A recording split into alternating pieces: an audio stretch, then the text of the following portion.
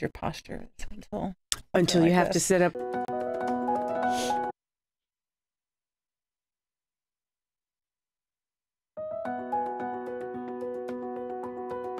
Welcome to Moonshot Radio with your host, Dr. Nivea Torres. Greetings and welcome to Moonshot Radio, where every moment is an opportunity to learn. I'm your host, Nivea Torres, Executive Director of the Kindergarten Readiness Collaborative, also known as KRC. Our vision is that all children in Indian River County will be ready for kindergarten.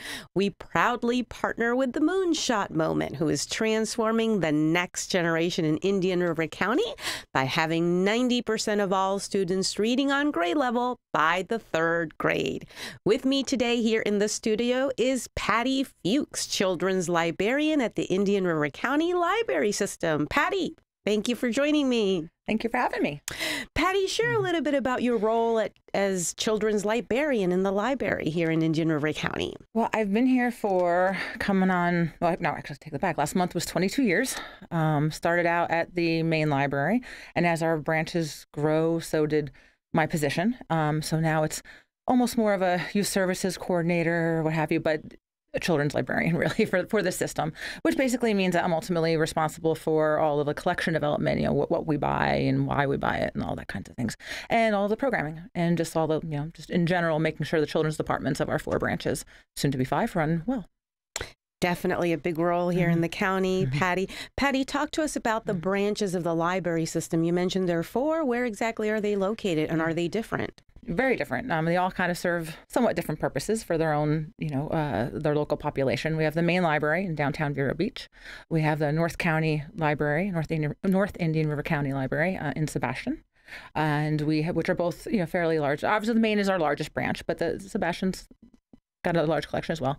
The Brackett Library, which is a joint use with Indian River State College on their Mueller campus, a little bit out west of town. And then we have the Gifford Youth Library, which is inside the Gifford Youth Activity Center in Gifford. And then we will soon have a 5th branch, which I am really, really excited about, in Fellsmere. The Marion Fell Library is going to become a branch of our system in partnership with the city of Fellsmere. So before we get into the Fellsmere branch of the library, the other 4 branches are very different and unique in their services. They are and they aren't. I mean, some of the collections are a little bit different to reflect the needs. Obviously, the college is going to have some materials that the other branches wouldn't, but there's, they relate to what the needs are of the community. Children's wise, we do a lot of the same things between Sebastian and Maine, and kind of split some of those programs between Brackett because we're serving kind of the north population and the south population. And the Gifford Library is literally just a small youth library. It does have a small collection of adult materials, but that was created really to support the kids going to the center there. So this exciting news about Fellsmere, Patty, what can you share with our audience? Well, starting in January, this is something that's been dear to my heart. I've lived in Fellsmere for the last 18 years of my life, and the library has gone through different incarnations. It is the oldest library in Indian River County. It existed before, well, quite frankly, before Vero existed at all. Wow. It was built in 1915 by Marion Fell, who was the daughter of the founder of Fellsmere, Nelson Fell, and she wanted a library. So she asked her father, to build one, and he said, "Well, raise some money." And I don't want to speak out of turn, but I believe the story is that she then, she had a lot of experience speaking Russian because she lived there at one point, and she translated some Russian works into English and used that money that she made to help fund the original library there. So it's ran for quite a while. It's over the years. It's closed. It's open. It's closed. It's open. Depending on availability of volunteers and funds and what have you. But the city does own it now, and again, with partnership with the county, we're going to be opening it to start for 2 days a week. We're hoping for more in time, but to begin with, we'll have 2 afternoons a week. It's located right across the street from the Fellsmere Elementary School, so you could not ask for a better location in terms of reaching the Moonshots goal and what me as a children's librarian particularly, who we want the demographic we want to reach the most is right there. So we're looking forward to that. That's really exciting news, Patty, and I know you've been advocating for it, so it's a great win for the community, and we look forward to having it serve the entire community in Fellsmere. You mentioned Moonshot. So as part of your role as children's librarian, what is your support in terms of the Moonshot moment here in Indian River County? I feel like for my role, the library's role with Moonshot is really where their boots on the ground, or where they're, shouldn't say boots on the ground, we're more of their supply, the supply chain. We have the materials, we provide the accessibility, some children are blessed to be in a household where their parents already have the message and or the funds to run to the bookstore and fill up their own home library.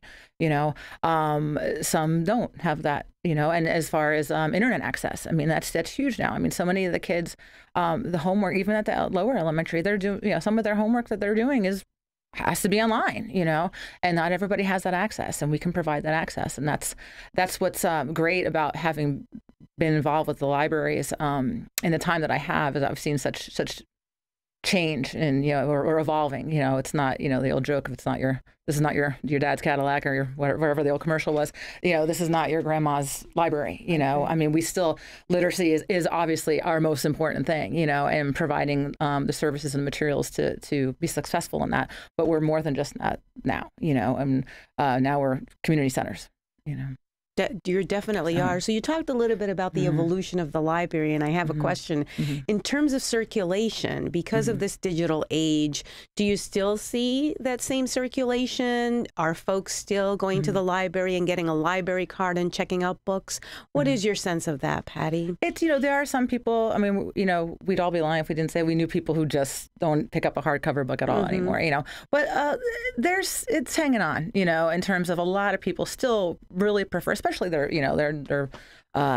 pleasure reading, the fiction reading, to be an actual hardcover book, So the circulation is still good. I mean, I again don't want to speak out of turn. I don't have stats in front of me, but I'm pretty sure over the years we've seen a little bit of the stats for our hardcover materials going down a little bit. However, we have Overdrive now. We provide ebooks, and that's really successful, So it's just evolving. If people aren't reading less, they're not using the library less necessarily.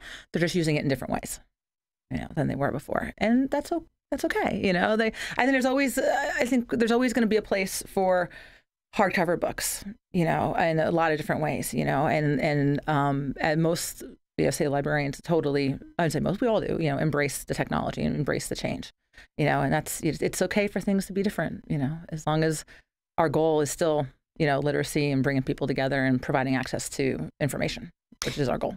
Definitely. I have to confess, Patty, I try to use the Kindle and other devices for reading. I keep going back to the hard books, and I have a basket next to my bed, and I'm reading 3 books now at the same time. But I just like the sense of grabbing the book and the feel and just exploring the book. And I hope that we still try to instill that into the little ones, and that passion and that love for reading. And I think we are, I still see that, I know people will talk about using them for when they're traveling and things like that. But I still see the teachers that I know, and most of the parents that I know and the librarians that I know, there's the kids, I think the kids like it better. They do. They still, I don't say like it better, but I'm not worried for the actual hard copy book quite yet.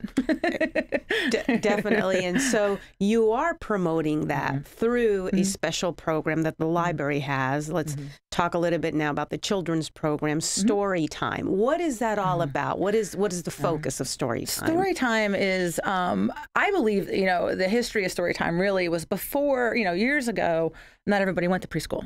Not everybody had to go to daycare, not everybody, that kind of thing. So really your local library Story Time was a lot of your pre-kindergarten age is children's first opportunity to be around kids other than their own families, and to be in that kind of like a classroom environment, and where we actually have to sit and listen to somebody else, and and that's a lot of it is the social interaction, and kind of learning the rules of society and how we talk and how we deal with each other. But so much of it now, and as the years have passed, especially since I've been in, really making the push with Story Time, where it's not just about reading a book and just being entertaining. It's really about trying to establish those pre-literacy skills, and really helping, give them that background to make them ready for kindergarten, and for everything that's going to come after it. And how do you promote story times? We've been showing your website throughout the show, but how do you promote it? How do parents learn about it? And what is the reception that you're seeing in the community for this program? The story time are still very healthy. I've seen them ebb and flow a little bit over the years, but I will say right now, like everyone, because we do them at every single branch, when I refer to story times, I mean generally these programs that are for say 2 to 5 year olds, and we read a few books and we do a bunch of songs and we do a little craft activity at the end, and they're done at various times and days at all of the branches, and their attendance at every single one of them is great. I mean, to the point where I just started doing one. I'd been doing one as an outreach at the IG building down south, an intergenerational building, and ended up moving it to Brackett for some scheduling reasons. And we were in the little story time room, which is, if you've never been there, you really want to check that out. We've got our pirate ship and everything. And we're having to move out of that room into the regular large meeting room because we can't fit everybody in there. So they're doing well. I mean, the parents there are a lot of parents that have the message of the importance of, of reading early and getting them exposed to the books. And that's what the programs are all about. From my perspective and most librarians' perspective, is to get the children, or yes, give them the pre-literacy skills, and yes, have fun, entertain them. But it's to give them a positive image of the library and of learning and of books, and so that as they get older, they think of the library as this happy place. It's a positive thing in their head of what it is. It's not just this scary place which is really quiet and you're going to get yelled at, or it's boring and there's nothing good to do there. We have programs going for several little ones. I do STEM programs for the older ones during the school year. We have art clubs. We have for the teens. All kinds of programs now. We have a new teen librarian who's doing some really fun stuff. Oreo tastings. I had no idea how many different kinds of Oreos there are, but there's a lot. So I mean, there's something for everyone to give, to get them out there. And then hopefully, maybe get a book in their hand in the process. Yeah. That sounds great, Patty. And we certainly want to start early so that they develop that sense of discovery and passion for the library. We're going to take a quick break and we will be right back.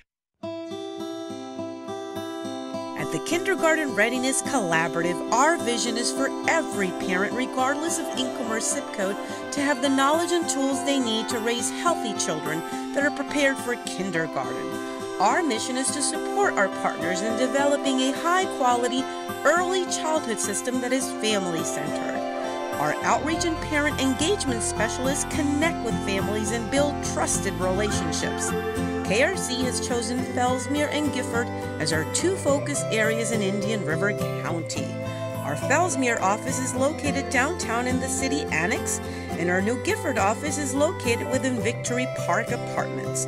Our administrative offices are now located adjacent to Healthy Start and Treasure Coast Community Health in Vero Beach. The Kindergarten Readiness Collaborative, developing a high-quality early childhood system for all children in Indian River County.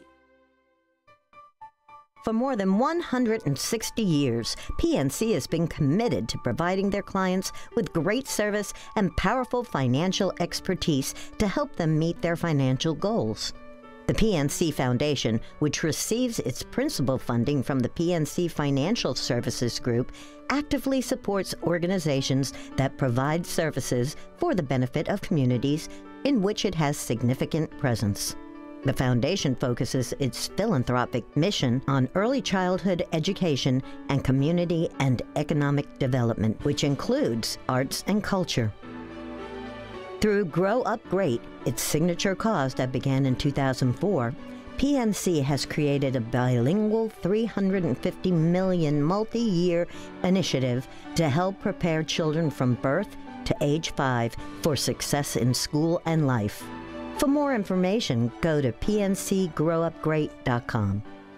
Welcome to Vero Beach Cleaning, a complete home and office cleaning service that fits your needs and attends to your specific special instructions. Call now to schedule your free in-home estimate at 772-564-7839 or contact us through verobeachcleaning.com. verobeachcleaning.com. verobeachcleaning.com. VeroBeachCleaning.com.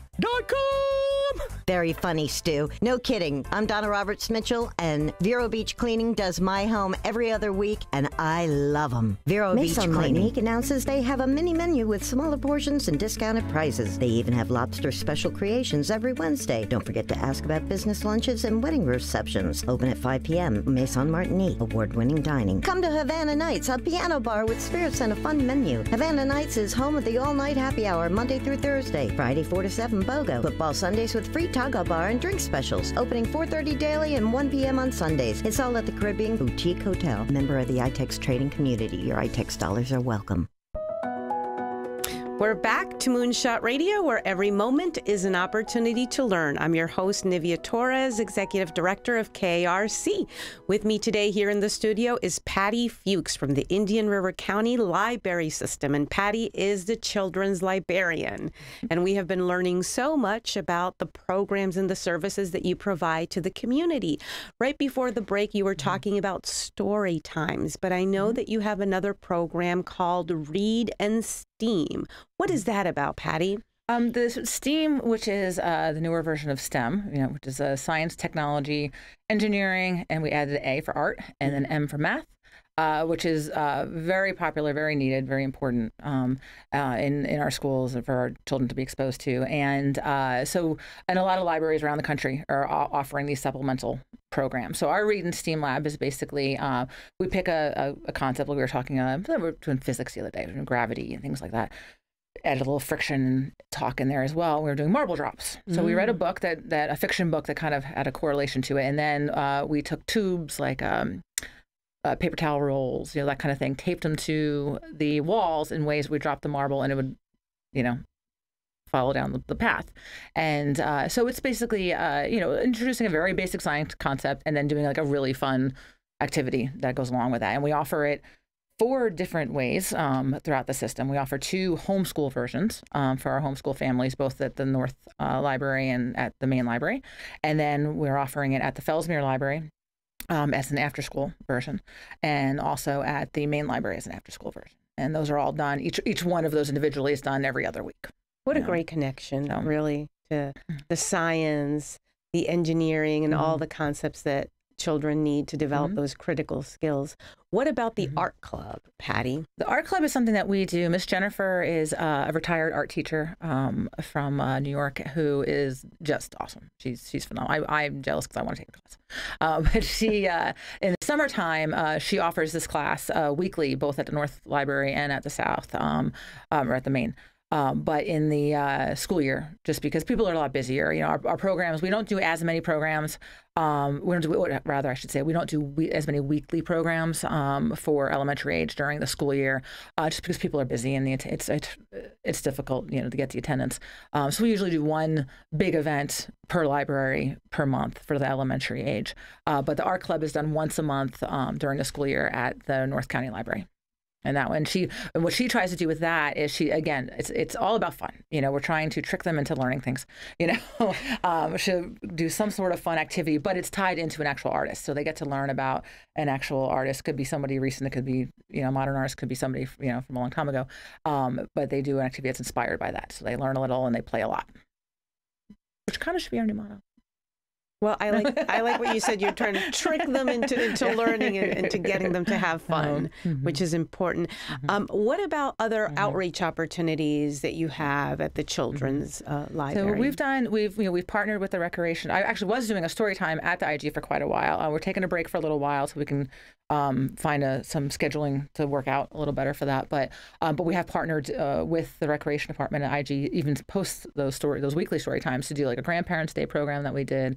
I'm always available, as are the librarians at the North County Library, to visit any local preschools if anybody ever wants I know Miss Susan at the North County Library has a couple of preschools that she visits regularly, and I'm available for the same down here for from the Vero area. So to come in and read a book and tell them about the library, and anybody who ever wants to tour, and that goes from our preschool groups to school groups to homeschool groups or anyone, they can always give a call or email, and we're welcome to do that for them.